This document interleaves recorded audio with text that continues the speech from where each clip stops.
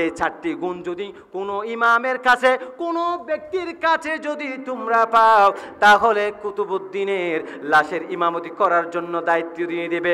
আর যদি এই 4টি গুণ কোনো ব্যক্তির মধ্যে যদি না পাও, তাহলে জানাজাবিহীন আমি কুতুবউদ্দিনের দাফন কাফনের ব্যবস্থা করবে। এরপরে জানাজার মাঠের মধ্যে নিয়ে আসা হলো।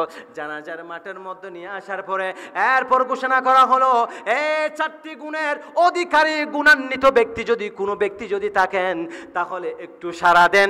কারণ আমার বাবা বলেছেন, দুনিয়ার জমিনে থাকা অবস্থায় আমাকে যখন জানাজার মাঠে নেওয়া হবে, এই 4টি গুণের কথা সবাইকে জানাজার মাঠে সবাইকে বলবে। যদি 4টি গুণের অধিকার যদি কোনো ব্যক্তি থাকে, তাহলে সে ব্যক্তি দিয়ে আমি কুতুবউদ্দিনের জানাজার ইমামতির দায়িত্ব দিবে। এরপরে যখন 4টি গুণ যখন ঘোষণা করা হলো, ঘন্টা চলে যায়, কেউ সাড়া দেয় না, উত্তর না আসে।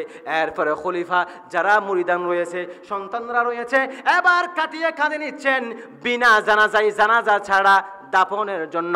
হঠাৎ করে সামনের কাতার থেকে একজন ব্যক্তি বললেন, দাঁড়াও দাঁড়াও, আমি কুতুবউদ্দিন বখতিয়ার কাকির জানাজার ইমামতি করব। এখন আমি আপনার কাছে প্রশ্ন রাখলাম, আপনি 50টি ঈদ পেয়েছেন, ঈদ উল ফিতর পেয়েছেন, ঈদ উল আজহা পেয়েছেন, শবে বরাত পেয়েছেন, শবে মেহরাজ পেয়েছেন, লাইলাতুল কদর পেয়েছেন, বছরে 48টি শুক্রবার ঈদ পেয়েছেন। যদি যার যে জাতের আগমন না হতো, যে রাসূল করিম সাল্লাল্লাহু আলাইহি ওয়াসাল্লামের যদি 12 রবিউল আউয়াল মাসে, যদি 12 রবিউল আউয়াল দিনে যদি আগমন না হতো, তো যে ঈদের সাদাকায় 48টি 50টি ঈদ পেয়েছেন, তাহলে প্রশ্নের উত্তর হলো একটাই, সকল ঈদের সেরা ঈদ হলো ঈদে মিলাদুন নবী। ঈদে মিলাদুন নবী, ঈদে মিলাদুন নবী, জুড়ে বলুন সুবহানাল্লাহ। নারায়ে তাকবীর, নারায়ে রিসালাত, ইয়া রাসূলুল্লাহ, নারায়ে গাউসিয়া, ইয়া গাউসুল আজম দস্তগীর, শাহে গারাঙ্গিয়া, জিন্দাবাদ জিন্দাবাদ, পবিত্র ঈদে মিলাদুন নবী, জিন্দাবাদ জিন্দাবাদ। আল্লাহুম্মা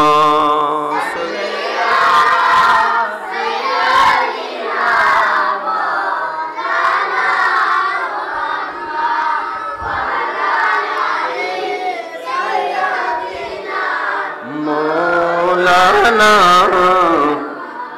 শুধু তা নয়, এখানে শেষ নয়। যারা বলে ঈদে মিলাদুন নবী রাসূল করিম সাল্লাল্লাহু আলাইহি ওয়াসাল্লামের যুগে ছিল না, তাবিঈনরা করে নাই, সাহাবীরা করে নাই, ইমামগণ করে নাই, তাহলে আজকে আমরা কেন করব? বলে যে এটা তো সুন্নিদের নতুন একটা বেদাত। নাউজুবিল্লাহ বলেন না। কিন্তু দেখেন, যাদেরকে বলা হয় খোলাফায়ে রাশিদিন, যাদের নাম হলো সিদ্দিক আকবর, উমর ফারুক, উসমান জুন নুরাইন, মাওলা আলী শের খোদা, এরা 4জন খোলাফায়ে রাশিদিনরা বলে, বান্দারা উম্মতি মুহাম্মাদীদেরকে বলছেন ঈদে মিলাদুন নবীর পক্ষ হয়ে, এই উম্মতি মুহাম্মাদীরে আমরা তোমাদেরকে বলতেছি, ঈদে মিলাদুন নবী আমরা করেছি, বরঞ্চ কিয়ামত হওয়া পর্যন্ত নবীর মিলাদ থাকবে থাকবে থাকবে, জুড়ে বলুন। তো কিভাবে বলেছেন দেখেন, যিনি ইসলামের প্রথম খলিফা, যিনার নাম হলো সিদ্দিক আকবর, যে সিদ্দিক আকবরের এক রাতের আমল, কয় রাতে? এক রাতের আমল। যদি বলা হয় কিয়ামত শুরু, পৃথিবী শুরু থেকে কিয়ামত অবধি পর্যন্ত যতগুলা মুমিন মুসলমান আসবে, নেকি অর্জন করবে, প্রত্যেকের আমল নামা যদি এক পাল্লা দেওয়া হয়, আর রাসূল করিম সাল্লাল্লাহু আলাইহি ওয়াসাল্লাম বলেন, আমার সাহাবা সিদ্দিক আকবরের এক রাতের আমল যদি এক পাল্লায় দেওয়া হয়, তাহলে আমার সিদ্দিক আকবরের নেকি ওজন বেশি হয়ে যাবে। তো সিদ্দিক আকবর কি ভাই আপনার চেয়ে কম বুঝেছে? এই যে কথা বলেন না, সিদ্দিকে আকবর কি আমার চেয়ে আপনার চেয়ে কম বুঝেছে? তো ইনিও তো মিলাদুন নবীর পক্ষ হয়ে উম্মতি মুহাম্মদীদেরকে বাণী দিচ্ছেন। কিভাবে দেখছেন ভালো করে খেয়াল করুন।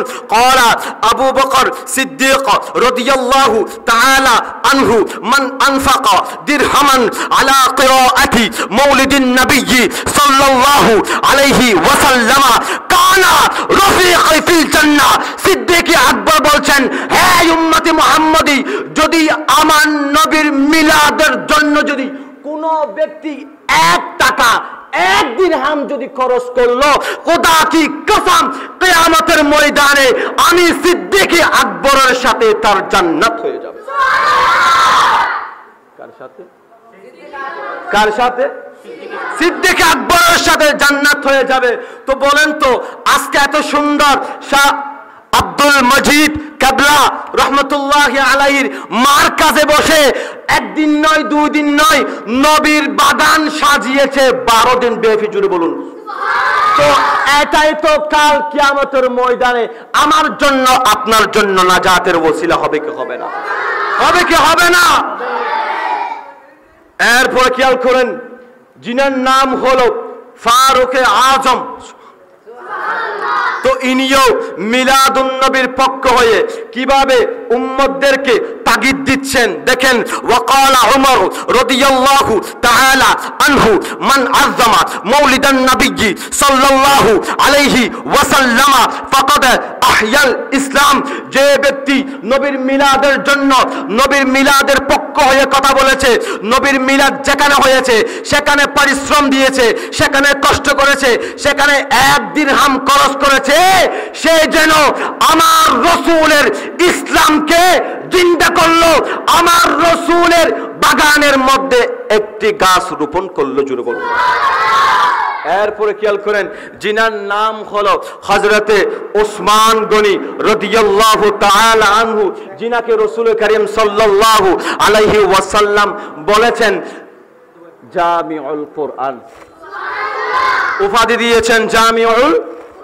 আর একটু জোরে বলুন জামিউল কুরআন। কোরআন তো বিভিন্ন জায়গায় ডালে লেখা ছিল, পাহাড়ে লেখা ছিল, পাথরে লেখা ছিল, দেওয়ালে লেখা ছিল। কোরআন তো 30 পারা সিরিয়াল টু সিরিয়াল ছিল না। এই সিরিয়ালটা করেছেন একমাত্র হযরতে ওসমান জুন্নুরাইন রাদিয়াল্লাহু তাআলা আনহু। তার জন্য আমার নবী ওসমান জুন্নুরাইনকে উপাধি দিয়ে দিলেন, হে ওসমান জুন্নুরাইন, আজকে থেকে তোমার নাম হলো জামিউল কুরআন। আর আমার নবী হচ্ছেন সাহিবুল কোরআন। আমার নবীর উপর কোরআন নাজিল হওয়ার কারণে আমার নবীকে বলা হয়েছে সাহিবুল কোরআন। আল্লাহুম্মা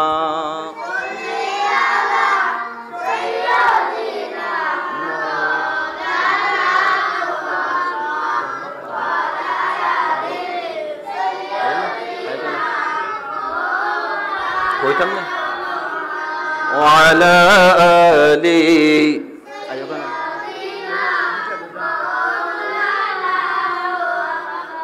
আজকের 4র্থ দিনের আমাদের সভাপতি ভাই মোহাম্মদ বাবর হোসেন আমাদের মাঝে এসেছেন এবং তাশরিফ নিয়ে আছেন।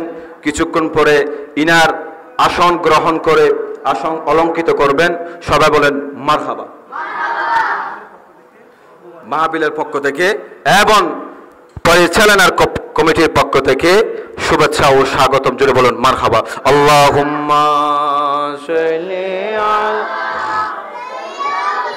মাওলানা ওয়া আলা আলি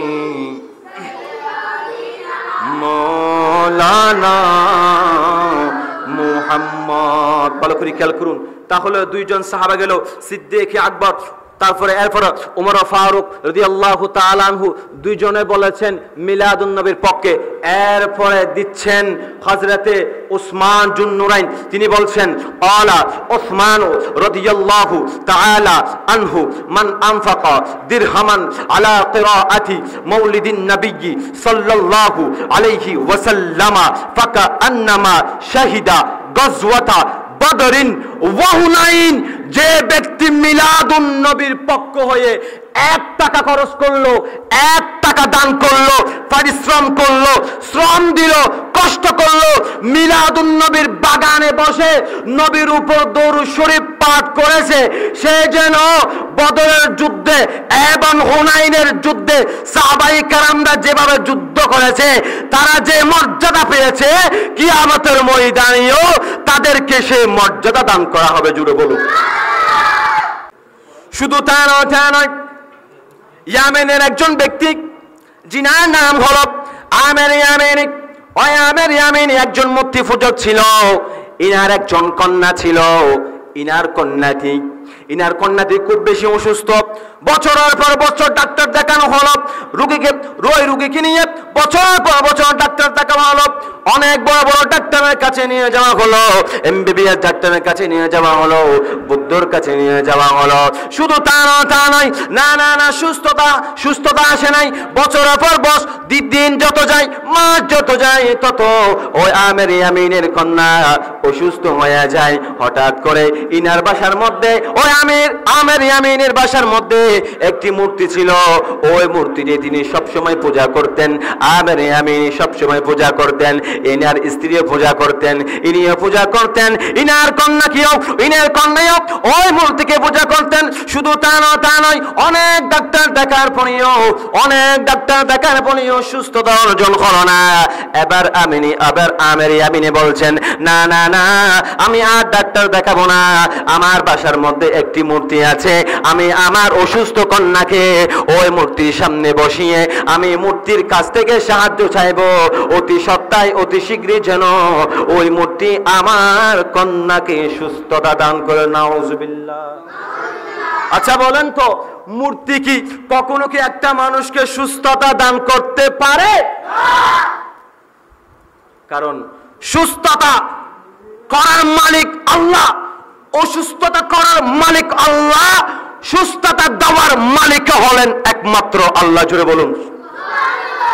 শুধু তা নয়, এবার আমির ইয়ামিনী বলছেন, হ্যাঁ মূর্তি, আমি আমার কন্যাকে বহু ডাক্তার দেখিয়েছি, অনেক গবেষণার কাছে নিয়ে গিয়েছি, অনেক বুদ্ধর কাছে নিয়ে গিয়েছি, তারা কখনো আমার মেয়েকে সুস্থতা করতে পারে নাই। আমার মেয়েকে জবাব দিয়ে দিয়েছে, না, আমির ইয়ামিনী, তোমার কন্যাকে সুস্থতা করা যাবে না। তোমার কন্যাকে সুস্থতা করার জন্য পৃথিবীর মধ্যে কোনো মেডিসিন এখনো পর্যন্ত তৈরি করতে পারি নাই এবং করতে পারবে না। তোমার কন্যা এরকম অসুস্থ অবস্থায় বিদায় নিয়ে নেবে। আমের ইয়ামিনী, তুমি আর কোনো ডাক্তার দেখাইও না, তুমি টাকা খরচ করিও না। এরপরে আমের ইয়ামিনী বলছেন, আমার অসুস্থ কন্যা, তোমাকে আমি আর ডাক্তার দেখাবো না। বাসার মধ্যে যে মূর্তিটা আছে, ওই মূর্তির সামনে আমের ইয়ামিনের কন্যাকে বসানো হলো। আমের ইয়ামিনের কন্যা কেমন অসুস্থতা ছিল, তিনি চোখে দেখতে পারতো না, কথা বলতে পারতো না, তিনি হাঁটতে পারতো না, তিনি চলতে পারতো না, তিনি ফিরতে পারতো না। তিনি সব সময় বছরের পর বছর বিছানার মধ্যে অসুস্থ অবস্থায় পড়েছিল। ওই কন্যাকে মূর্তির সামনে বসানো হলো। মূর্তির সামনে বসানোর পরে এবার মূর্তিকে বলতে লাগলেন, আমির ইয়ামিনী বলতে লাগলেন, হ্যাঁ মূর্তি, তুমি তো আমার খোদা, তোমার কাছে তো আমি সবকিছু সাহায্য চাই। আজকে তোমার কাছে আমি একটা আর্জি জানাই, হ্যাঁ মূর্তি, তোমার কাছে আমি একটা সাহায্য চাই। যে সাহায্যটা হলো, পৃথিবীর কোন ডাক্তার আমার অসুস্থ মেয়েকে সুস্থতা করতে পারে নাই। জবাব দিয়ে দিয়েছে, হ্যাঁ মূর্তি, তোমার কাছে আমি একটা আর্জি জানাই, তুমি যদি আরোগ্য দান করতে পারো, তুমি যদি আমার কথা শুনতে পারো, তাহলে আজকে দিনের মধ্যে আমার অসুস্থ মেয়েকে সুস্থতা করে দাও। এরপরে ওই আমির ইয়ামিনী ওই অসুস্থ কন্যাকে মূর্তির সামনে বসানো হলো এবং যখন বছরের পর বছর ওই মূর্তির কাছ থেকে সাহায্য চাইতে লাগলো, কিন্তু মূর্তি কথা বলতে পারে না। পাথরের মূর্তি কি আর সাহায্য করবে, কথা বলতে পারে না। এবার তিনি বলতে লাগলেন, আমির ইয়ামিনের স্ত্রীকে বললেন, হ্যাঁ আমার স্ত্রী, হ্যাঁ আমার বিবি, আমার একটা মাত্র কন্যা যিনি অসুস্থ হয়ে গিয়েছে, আজকে বছরের পর বছর হয়ে গেছে, আমার মেয়ের সঙ্গে আমি কথা বলতে পারি না, যিনি হাঁটতে পারে না, বসতে পারে না, আমার একটি মাত্র আদরের কন্যা, যে করে হোক আমার অসুস্থ মেয়েকে সুস্থতা করতে হবে। এই কথা যখন বলতেছেন, হঠাৎ করে ওই আমের ইয়ামিনী এবং আমের ইয়ামিনীর স্ত্রী খোদা কি কসম আসমানের মধ্যে দেখতে পেল হাজার হাজার ফেরেশতারা একটা নূরের উপর দুরূদ শরীফ পাঠ করতেছে। সে নূর কানা নিয়ে মা আমেনার ঘরের মধ্যে আসতে লাগলেন। জোরে বলেন ওই নূর কানা জিবরিল আমিনের নেতৃত্বে হাজার হাজার ফেরেশতারা ওই নূর কানাকে গেরুয়া করে দুরূদ শরীফ পাঠ করতেছে। ওই নূর কানার উপর দুরূদ শরীফ পাঠ করতেছে, ওই নবীর উপর সালাতু সালাম পাঠ করতেছে। ওই নূর কানা নিয়ে মা আমিনার ঘরের মধ্যে আসলেন। কিছুক্ষণ পরে দেখা গেল ওই মা আমিনার ঘরখানা চারিদিকে গেরুয়া করে হাজার হাজার ফেরেশতারা জিবরিল আমিনের নেতৃত্বে সালাতু সালাম এবং দুরূদ শরীফের আওয়াজে গোটা মক্কা শহর মুখরিত হয়ে গেছে। জোরে বলেন। তাহলে এখান থেকে প্রমাণ হলো আমার আল্লাহ নিজে জশ্নে জুলুস করেছে, ফেরেশতারাও করেছে, এমনকি মা আমিনার ঘরে যখন আসলেন তখন জিবরিল আমিনের নেতৃত্বে হাজার হাজার ফেরেশতারাও আমার নবীকে নিয়ে আমার নবীর উপর দরুদ শরীফ পাঠ করেছে। ঈদে মিলাদুন নবী করেছে। এখান থেকে শিক্ষা হলো কিয়ামত অবধি হওয়া পর্যন্ত আমরা সুন্নি আশিক রাসূলুল্লাহ নবীর উপর দরুদ শরীফ পাঠ করব, নবীর মিলাদুন নবী করতে থাকবো। জোরে বলুন ও আমার বাবারা। এরপরে আমির ওই জিনিসটা বলে তিনি বলতে লাগলেন আমি তো বছরের পর বছর ওই মূর্তিখানা থেকে সাহায্য চাইলাম, কিন্তু আমাকে সাহায্য দিতে পারলো না, আমাকে কোনো কিছু বলতে পারলো না। না না না না, আমি আর এই মূর্তিখানা থেকে কোনো সাহায্য চাইব না, কোনো আর্জি জানাবো না। তাহলে আমার ইয়ামিনীর স্ত্রী বললেন তাহলে ও আমার স্বামী করবেনটা কি? না না না, আমার মনে হয় আমরা বেদিনের মধ্যে আছি, আমরা সঠিক দিনের মধ্যে নেই। আমরা এই মূর্তি পূজাকে ছেড়ে ধর্মকে ত্যাগ করে আমাদের যত তাড়াতাড়ি সম্ভব সঠিক দিন যেখানে প্রচার হচ্ছে সেই দিকে চলে যেতে হবে। জোরে বলেন। এই কথা যখন বলতে লাগলেন হঠাৎ করে ওই আমের ইয়ামিনের অসুস্থ কন্যা সুস্থতা অর্জন করে বাবার সামনে দাঁড়িয়ে গেলেন, যিনি বছরের পর বছর কি ছিলেন? অসুস্থতা ছিলেন। কি ছিলেন? অসুস্থ ছিলেন।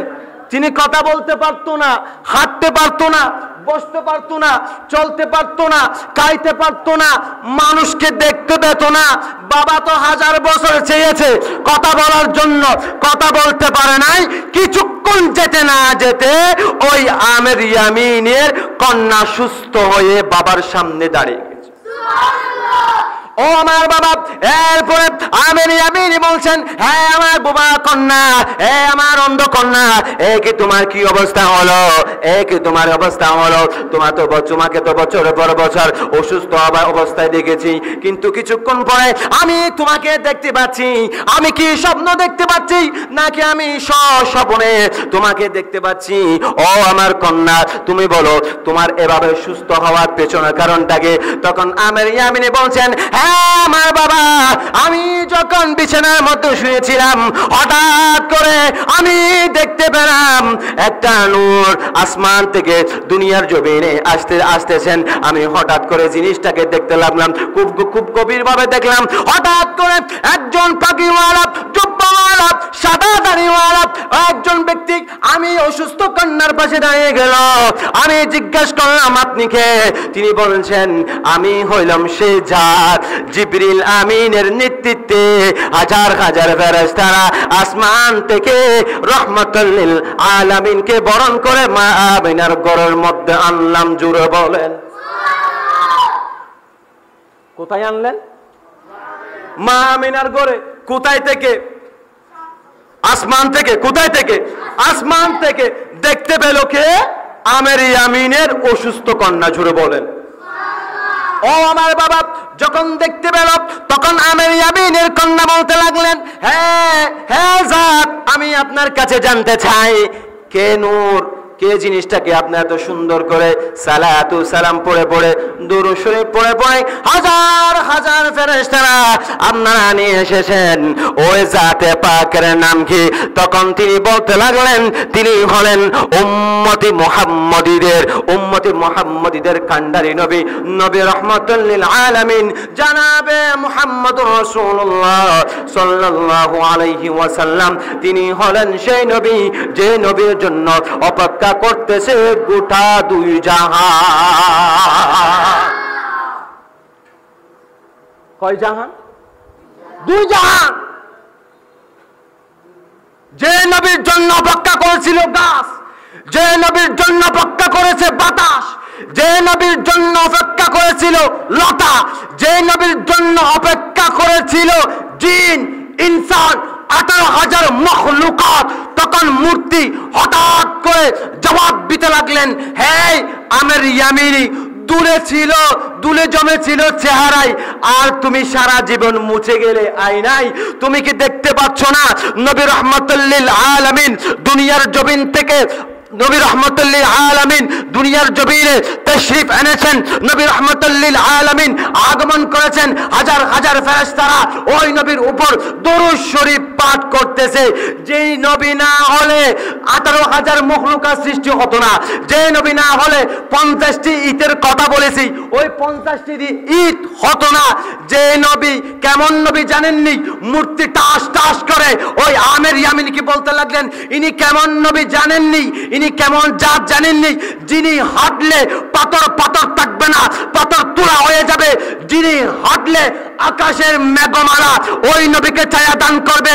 যিনি জমিনে থেকে শাহাদাত আঙ্গুলে চাঁদকে দ্বিখণ্ডিত করে দেবে। জোরে বলুন আল্লাহু আকবার। ইয়া রাসূলুল্লাহ, ইয়া গাউসুল আজম, আল্লাহুম্মা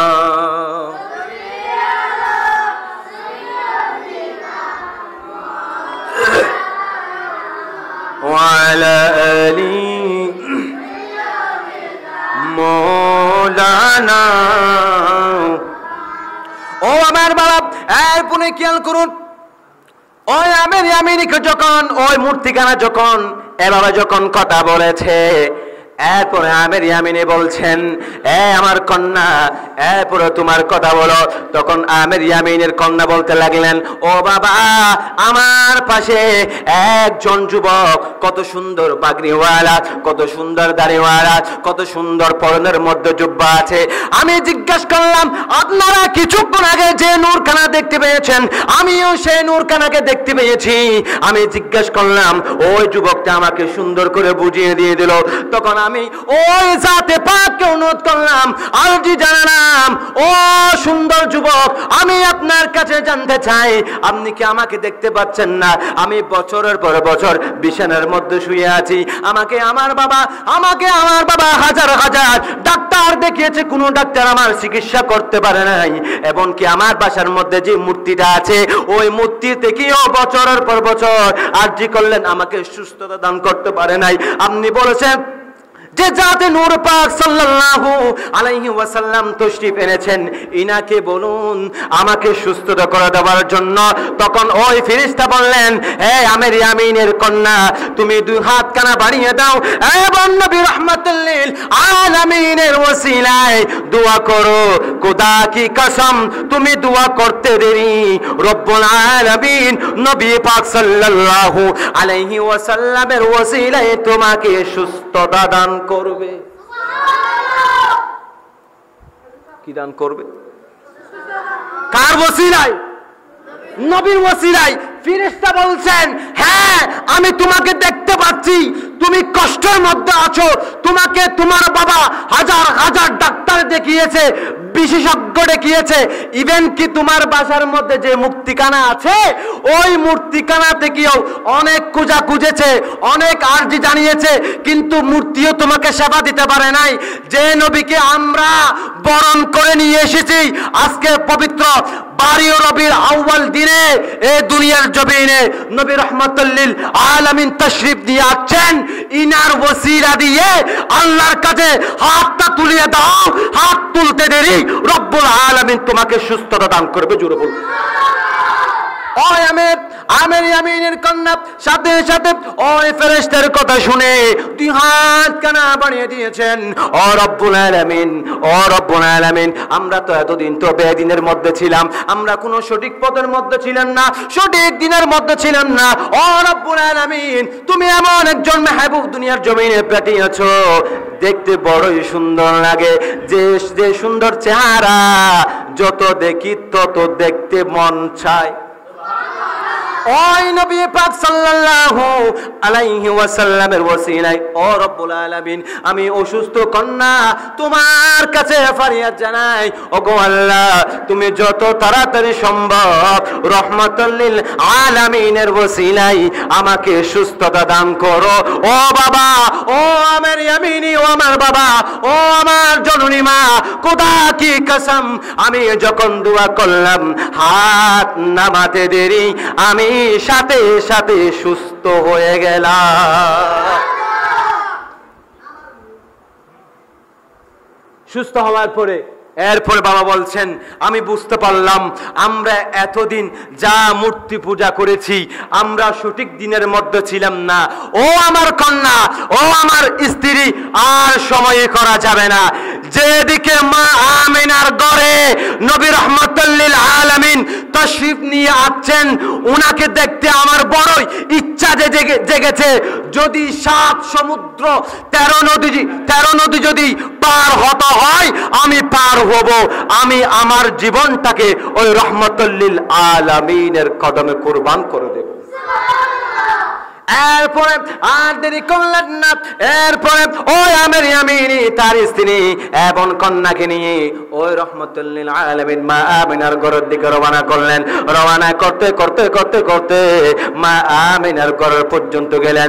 মা আমিনার ঘরের দরজার মধ্যে গিয়ে যখন কড়া নাড়লেন,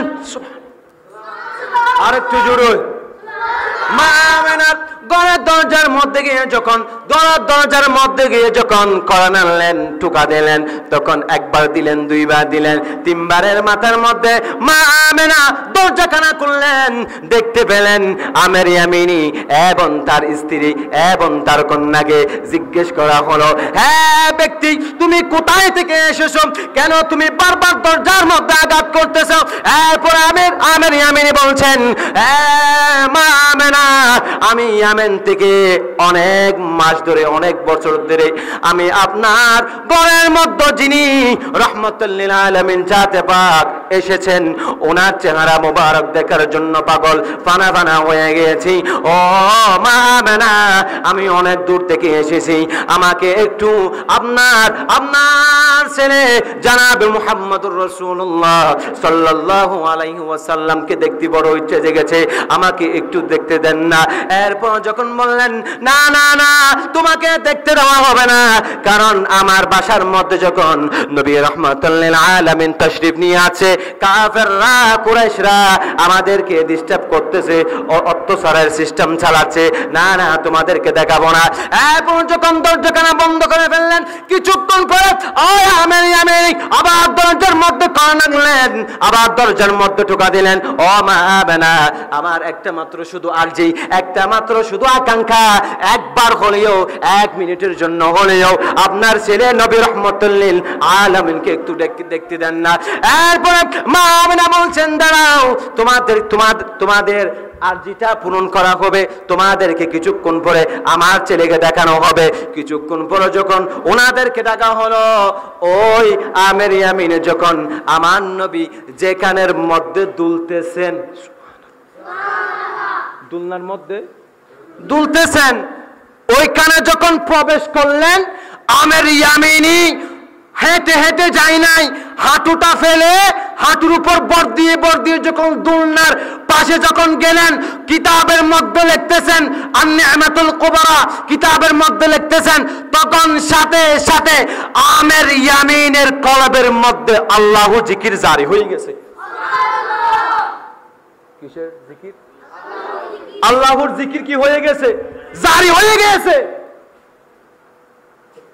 এরপরে আমের ইয়ামিনী আমার নবীর কাছে গিয়ে নুরানি চেহারা মুবারক দেখলেন। দেখার পরে এমন ভাবে কান্না করতে লাগলেন। কান্না করতে করতে মা আমেনা বলছেন, বেশিক্ষণ সময় করা যাবে না, আপনারা দূর থেকে এসেছেন, আরজি জানালেন দেখার জন্য, আমি দেখালাম, এবার আপনারা চলে যান। এরপরে আমের ইয়ামিনী এবং স্ত্রী কন্যা সহ মা আমিনার ঘর থেকে বের হয়ে গেলেন। কিন্তু মনে মানে না, মুস্তাফার চেহারা এমন চেহারা, একবার নয়, দুইবার নয়, তিনবার নয়, জালালউদ্দিন আস-সুয়ুতি বলছেন, খোদা কি কসম আমি ৭৫ বার দেখেছি, তারপরেও আমি তৃপ্তি পাই নাই। দেখার জন্য আমি পাগল পাগল হয়ে গিয়েছি, কারণ আমার আল্লাহ মুস্তাফার চেহারা এমন ভাবে বানিয়েছেন, ১০০০ নয়, কোটিবার দেখলেও তৃপ্তি মিটাবে না। জোরে বলেন। ওই আমের ইয়ামিনী যখন হেঁটে হেঁটে অর্ধেক চলে গেলেন, এরপরে কান্না করতে লাগলেন, ও স্ত্রী, ও আমার কন্যা, আমি বাসায় আর যাব না, আমি খোদা কি কসম আল্লাহর কাছে আমি দোয়া করতেছি, ও রব্বুল আলামিন, আমি আর বাসায় ফিরে যাব না। যে নবী রাহমাতুল লিল আলামিনের জন্য পাগল হয়ে ইয়ামেন থেকে আমি ছুটে এসেছি, ওগো আল্লাহ, তোমার কাছে আমি আরজি জানাই, আমার জানটা যেন নবী রাহমাতুল লিল আলামিনের কদমে কুরবান হয়ে যায়। এরপরে আবার ছুটে ছুটে মা আমিনার ঘরের মধ্যে এসে আবার দরজার মধ্যে ঠুকা দিলেন, ও মা আমিনা, ও মা আমিনা, ও মা আমিনা। ৩ বার ঠুকা দেওয়ার পরে মা আমিনা দরজাখানা আবার খুললেন। খোলার পরে আবার জিজ্ঞেস করলেন, কিছুক্ষণ আগে তো ও আমার ইয়ামিনী তুমি ইয়ামেন থেকে এসেছো, তোমাকে তো আমার ছেলে নবী রাহমাতুল লিল আলামিনকে দেখিয়েছো, আবার কেন এসেছো, কি আরজু নিয়ে এসেছো? তখন তিনি বলতেছেন, ও মা আমিনা, আমি আল্লাহর কাছে দোয়া করেছি, আল্লাহ মনে হয় কবুল করেছে, আমি চাই আমার জীবনটা যেন, আমার সব কিছু যেন আমি নবী রাহমাতুল লিল আলামিনের কদমে কুরবান করে দিই। ও মা আমিনা, ও মা আমিনা, আমি আরেকবার আমি আমার নবীকে দেখতে চাই। এরপরে মা আমিনা বলছেন, তাহলে দেখেন। আবার আমর ইয়ামিনী ওই নবীর হুজরাতের মধ্যে ঢুকলেন, যেখানের মধ্যে নবী পাক সাল্লাল্লাহু আলাইহি ওয়াসাল্লাম দুলনার মধ্যে দুলতেছেন। ওখানের মধ্যে গেলেন, হঠাৎ করে এমন ভাবে আমার নবীর নূরানি চেহারা মোবারক দেখে এমন ভাবে একটি চিৎকার দিয়েছে, সাথে সাথে ও আমের ইয়ামিনী রব্বুল আলামিনের কাছে দোয়া করেছে, ও রব্বুল আলামিন, আমাকে তুমি বাসা পর্যন্ত নিয়ে যাইও না, আমি আমার জীবনটাকে, আমি আমার জানকে নবী রাহমাতুল লিল আলামিনের কদমে কুরবান করে দিতে চাই। ওই হুজরাতের মধ্যে নবী যেখানে দুলতেছেন, ওই কামরার মধ্যে যখন ঢুকলেন, এমন ভাবে একটা চিৎকার দিলেন, সাথে সাথে ওই আমের ইয়ামিনী নিজের জীবন ওই আমার নবীর কদমে কুরবান করে দিয়েছে, নিজের জীবন দিয়ে দিয়েছেন, কুরবান করে দিয়েছেন। তো নবীর জন্য পাগল হওয়া দরকার আছে না? আরেকটু জোরে বলুন, নবীর জন্য পাগল হওয়া দরকার আছে না? নাই? আমরা রাসূল চাইকে চাই না। আরেকটু জোরে বলুন, আমরা রাসূল চাইকে চাই না। ৩ বার বলুন, ইয়া রাসূলুল্লাহ। আরেকবার বলি, ইয়া হাবিবাল্লাহ। আরেকটু জোরে বলি, ইয়া রাহমাতুল লিল আলামিন। জোরে বলুন। ভালোবাসার উপর কোনো দলিল আছে? দলিল নাই। সেজন্য একটা ঘটনা মনে পড়ে গেল, যারা ঈদে মিলাদুন্নবী, যে মিম্বরে বসে মিলাদুন্নবীর বিপক্ষে কথা বলে, মিলাদুন্নবী বেদাত বলে, এরকম মোল্লা দিয়েও, এরকম মোল্লার পিছনে নামাজ পড়াও জায়েজ নাই, এরকম মোল্লা দিয়েও লাশের ইমামতি করাও জায়েজ নাই। আল্লামা কুতুবউদ্দিন বখতিয়ার কাকি রহমতুল্লাহি আলাইহি, জোরে বলুন সুবহানাল্লাহ। খাজা কুতুবউদ্দিন বখতিয়ার কাকি তিনি সন্তানদেরকে এবং মুরিদানদেরকে, খলিফাদেরকে বলতেছেন, আমি খাজা কুতুবউদ্দিন বখতিয়ার কাকি যখন দুনিয়ার জমিন থেকে পর্দা করব, আমার লাশের ইমামতি যাকে তাকে দিয়ে করাবে না। আমি কুতুবউদ্দিন বখতিয়ার কাকির জানাজার ইমামতি যাকে তাকে দিয়ে করাবে না। ও মুর্শিদে কারীম, তাহলে কোন ইমাম দিয়ে আপনার লাশের ইমামতি করব? সুবহানাল্লাহ। ও আমার ভাইয়েরা, এরপরে খাজা কুতুবউদ্দিন বখতিয়ার কাকি সন্তানদেরকে বললেন, মৃত্যুর আগে সন্তানদেরকে ডাকলেন এবং খলিফাদেরকে ডাকলেন, এরপরে ইনার মুহুব্বিয়ান ইকরাম যারা রয়েছেন তাদেরকে ডাকলেন, ডাকার পরে বসালেন। ওই খাজা কুতুবউদ্দিন বখতিয়ার কাকি রহমতুল্লাহি আলাইহি তিনি বলতেছেন, হ্যাঁ আমার সন্তানেরা, আমার মুরিদানরা, তোমাদেরকে আমিও একটি ওসিয়ত করে যাচ্ছি, আমার মৃত্যুর পরে যাকে তাকে দিয়ে আমার লাশের ইমামতি করাবে না।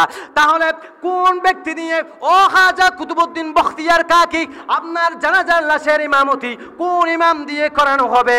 তখন খাজা কুতুবউদ্দিন বখতিয়ার কাকি রহমতুল্লাহি আলাইহি তিনি বলছেন, যে ব্যক্তির মধ্যে 4টি গুণ পাওয়া যাবে ওই ব্যক্তিকে আমি খাজা কুতুবউদ্দিন বখতিয়ার কাকির লাশের ইমামতি করার জন্য দায়িত্ব দিয়ে দিবে। কয়টি গুণ? কয়টি? 4টি গুণ। যে 4টি গুণ যদি কোনো ব্যক্তির মধ্যে না পাও তাহলে বিনা জানাজায়, জানাজাবিহীন, জানাজা ছাড়া আমাকে দাফন কাফনের ব্যবস্থা করবে। কি ছাড়া? জানাজা ছাড়া। যদি যোগ্য ইমাম না পাও, কি ইমাম না পাও? যোগ্য ইমাম না পাও, তাহলে কয়টি গুণ থাকতে হবে? 4টি গুণ। রব্বুল আলামিনের বান্দারা ভালো করে খেয়াল করুন, খাজা কুতুবউদ্দিন বখতিয়ার কাকি রহমতুল্লাহি আলাইহি তিনি বলছেন, হ্যাঁ আমার সন্তানেরা, যে 4টি গুণ কোনো ইমামের থেকে পাবে না, যে 4টি গুণ কোনো ব্যক্তির মধ্যে পাওয়া যাবে না, যদি এই 4টি গুণ কোনো ব্যক্তির মধ্যে খুঁজে পাওয়া না যায়, আমাকে জানাজাবিহীন, জানাজা ছাড়া আমাকে দাফন কাফনের ব্যবস্থা করবে। আর যদি এই 4টি গুণ যদি কোনো আলেমের কাছে পাও, যদি কোনো ব্যক্তির কাছে যদি এই 4টি গুণ পাও, তাহলে সে ব্যক্তি দিয়ে আমি কুতুবউদ্দিনের লাশের ইমামতি করার দায়িত্ব দিবে। জোরে বলেন। প্রথম নাম্বার গুণ হলো, যে ব্যক্তি 5 ওয়াক্ত নামাজ কোনোদিন কাজা করে না, ইমামের পিছে তাকবীরে উলার সাথে পড়েছেন। কিসের সাথে? তাকবীরে উলার সাথে। আল্লাহু আকবার।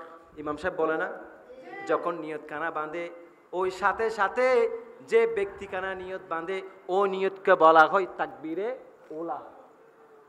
ওই কুতুবউদ্দিন বখতিয়ার কাকি বলতেছেন, হ্যাঁ আমার সন্তান, হ্যাঁ আমার খলিফারা, হ্যাঁ আমার মুরিদানরা, এই 4টি গুণ হলো। প্রথম নাম্বার গুণ হলো, যে ব্যক্তি 5 ওয়াক্ত নামাজ কোনোদিন কাজা করে নাই, প্রতিদিন তাকবীরে উলার সাথে 5 ওয়াক্ত নামাজ আদায় করেছে, 1 নাম্বার গুণ।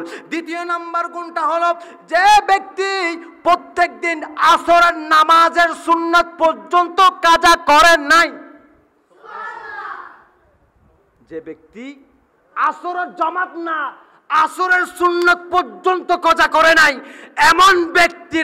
এমন ব্যক্তি গুণান্বিত ব্যক্তি যদি তোমরা পাও, তাহলে সাথে সাথে ইমামতি করার দায়িত্ব দিয়ে দিবে। কয়টি গুণ এখন? আরো বাকি আছে কয়টি? 2টি। তৃতীয় নাম্বার গুণটি হলো, যে ব্যক্তি প্রত্যেকটা দিন তাহাজ্জুদ বাদ দেয় নাই, তাহাজ্জুদ কজা করে নাই, প্রত্যেক দিন যে ব্যক্তি তাহাজ্জুদ আদায় করেছে, প্রত্যেক দিন যে ব্যক্তি তাকবীরে উলার সাথে নামাজ আদায় করেছে। তৃতীয় নাম্বার ব্যক্তি হলো ওই ব্যক্তি, যে ব্যক্তি আসরের নামাজের সুন্নত পর্যন্ত কজা করে নাই। কি করব? ইমামতি করব। তখন সাথে সাথে বলছেন, আপনি কে? তখন তিনি বলছেন, আমি হইলাম দিল্লির সুলতান শামসুদ্দিন আলতামাশ রহমতুল্লাহি আলাইহি। এরপরে বলছেন, মুর্শিদের কাছে গিয়ে খাজা বখতিয়ার কাকির কাছে গিয়ে বললেন, ও মুর্শিদে কারিম, আজীবন আপনি আমল করে গেলেন গোপনে, প্রকাশ করেন নাই, আজকে আপনি চলে যাচ্ছেন এতগুলো মানুষের সামনে, আমি শামসুদ্দিন আলতামাশের যত আমল আছে সেগুলোকে আপনি প্রকাশ করে দিলেন। এখন ইনার বই হচ্ছে যে, আল্লাহ এখন তো খাজা কুতুবউদ্দিন বখতিয়ার কাকি আমি যত আমল করেছি এগুলো তো আজকে জানাজার মাঠের মধ্যে প্রকাশ করে দিয়েছে। আজকে আমি যদি লাশের ইমামতি না করতাম তাহলে তো বিনা জানাজায় আমার মুর্শিদে কারিমকে বিনা জানাজায় দাফন করা হতো। সেই জন্য আমি দাঁড়িয়ে গেলাম। তখন সাথে সাথে ওই শামসুদ্দিন আলতামেশকে দিয়ে জানাজার ইমামতি করা হলো। জোরে বলুন সুবহানাল্লাহ। আল্লাহুম্মা সাল্লি আলা দয়াল নবীর প্রেমে আমার শেরে বাংলা, দয়াল নবীর প্রেম আরে সারা জীবন কেটে দিলেন শেরে, আরে রাখতে নবীর শান দিয়ে দিলেন প্রাণ, রাখতে নবীর শান দিয়ে দিলেন প্রাণ, সহ্য করলেন বাতিল ফেরকার যত জ্বালা, আরে দয়াল নবীর প্রেমে আমার সারা জীবন কেটে দিলেন, রাখতে নবীর শান দিয়ে দিলেন প্রাণ, রাখতে নবীর শান দিয়ে দিলেন প্রাণ, সহ্য করলেন বাতিল ফেরকার যত জ্বালা, দয়াল নবীর শেরে বাংলা সারা জীবন কেটে দিলেন। কুফাবাসী যেমনি করে ইমামে হুসেনকে দাওয়াতি দিয়ে নিয়ে গেল কারবালাতে, ওয়াহাবিরা তেমনি আমার শেরে বাংলাকে দাওয়াতি দিয়ে নিয়ে গেল খন্দকিয়াতে, ঠিক না? আরে মাহফিল অবস্থায় আক্রমণ চালায়, মাহফিল অবস্থায় আক্রমণ চালায়, সেই দিন ঘটেছিল আরেক কারবালা, দয়াল নবীর প্রেমে আমার সারা জীবন কেটে দিলেন, সারা জীবন কেটে দিলেন। আবু লালা মওদুদি লাল দিঘির ময়দানে বারে বারে আঘাত হানে প্রিয় নবীর শানে, ঠিক না? আবু লালা মওদুদি লাল দিঘির ময়দানে বারে বারে আঘাত হানে প্রিয় নবীর শানে, শেরে বাংলা ছুটে গেলেন ইশকে নবীর টানে, মুনাজারায় জিতে আসেন সসম্মানে, সুন্নি জনতা হৌরে একতা বলো, সুন্নি হৌরে একতা, আর ঐক্য হওয়ার ডাক দিয়েছেন শেরে বাংলা, দয়াল নবীর প্রেমে আমার সারা জীবন জুড়ে, দয়াল নবীর প্রেমে আমার সারা জীবন কেটে দিলেন, আর রাখতে নবীর শান দিয়ে দিলেন প্রাণ, রাখতে নবীর শান দিয়ে দিলেন প্রাণ, সহ্য করলেন বাতিল ফেরকার যত জ্বালা, দয়াল নবীর প্রেমে আমার সারা জীবন কেটে দিলেন। জুড়ে বলুন মারহাবা।